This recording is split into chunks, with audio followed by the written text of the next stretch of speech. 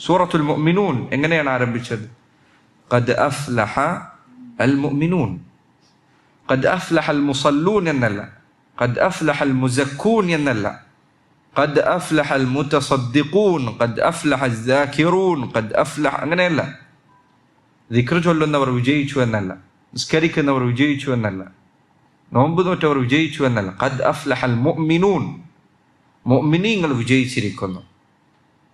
അതുകൊണ്ട് സഹോദരങ്ങളെ, വിശ്വാസം ഗൗരവത്തിൽ പഠിക്കുക, നന്നായി പഠിക്കുക. അള്ളാഹുവിനെ കുറിച്ച് നീ എന്താണ് വിശ്വസിക്കുന്നത്? മലക്കുകളെ കുറിച്ച് എന്താണ് വിശ്വസിക്കുന്നത്? കിതാബുകളിൽ എങ്ങനെയാണ് നീ വിശ്വസിക്കുന്നത്? റസൂലുകളിൽ എങ്ങനെയാണ് വിശ്വസിക്കുന്നത്? അന്ത്യനാളിൽ എങ്ങനെയാണ് വിശ്വസിക്കുന്നത്?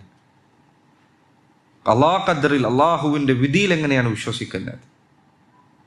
ഉലമാക്കൾ പറഞ്ഞു, ഇസ്ലാം ദീനിൽ ബാത്റൂമിലേക്ക് ഏത് കാലെടുത്തു വെക്കണം, ബാത്റൂമിൽ നിന്ന് പുറത്തിറങ്ങുമ്പോൾ ഏത് കാലം ആദ്യം വെക്കണം എന്നത് പറഞ്ഞിട്ടുണ്ട്. അതുവരെ പറഞ്ഞ ദീനിൽ നമ്മുടെ ഹൃദയത്തിലെ വിശ്വാസവുമായി ബന്ധപ്പെട്ട കാര്യങ്ങൾ അതിനേക്കാളേറെ പറഞ്ഞിട്ടുണ്ട്, അതിനേക്കാളേറെ 10 മടങ്ങ് പറഞ്ഞിട്ടുണ്ട്.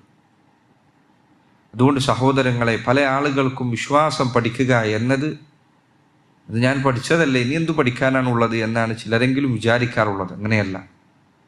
നമ്മുടെ അഖീദ പഠിച്ചിട്ടില്ലെങ്കിൽ അതിൻ്റെ പ്രശ്നമാണ് നമ്മൾ കണ്ടുകൊണ്ടിരിക്കുന്നത്. കുട്ടികൾ നിരീശ്വരവാദത്തിലേക്ക്, നിർമ്മതവാദത്തിലേക്ക്, പിഴവുകളിലേക്ക്, ലഹരിയിലേക്ക്, വിശ്വാസം ഹൃദയത്തിൽ എടുത്തു കളഞ്ഞോ എല്ലാം നശിക്കും. എല്ലാ നാശത്തിൻ്റെയും തുടക്കം വിശ്വാസം നഷ്ടപ്പെടുന്നതിലാണ്. അതുകൊണ്ടാണ് കുട്ടികൾ ലഹരിയിലേക്ക് പോകണം, മദ്യത്തിലേക്ക് പോകണം എന്ന് വിചാരിക്കുന്ന നിരീശ്വരവാദികൾ അവർ വന്ന് പുറമേക്ക് ഇറങ്ങിയിട്ട് പറയുന്നത്, നിങ്ങൾ ലഹരി ഉപയോഗിക്കുന്നതാണോ, മദ്യപിക്കൂ എന്നാണോ അവർ പറയുന്നത്? അല്ല, നിങ്ങൾ അള്ളാഹുള്ള വിശ്വാസം ഒഴിവാക്കൂ എന്നാണ്. അത് ഒഴിവാക്കാൻ സാധിച്ചാൽ മറ്റുള്ളതെല്ലാം സാധിക്കും.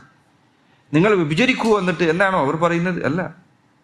വിശ്വാസം ഹൃദയത്തിൽ നിന്ന് എടുത്തു കളഞ്ഞാൽ നീ ഉദ്ദേശിക്കുന്ന ഹറാമുകളും വൃത്തികേടുകളും തിന്മകളും എല്ലാം കൊണ്ടുവരാൻ സാധിക്കും. നിങ്ങളുടെ മക്കളെ സംരക്ഷിക്കണമോ, നിങ്ങളെ സംരക്ഷിക്കണമോ, പരലോകത്ത് രക്ഷപ്പെടണമോ, വിശ്വാസം ശരിയാക്കുക.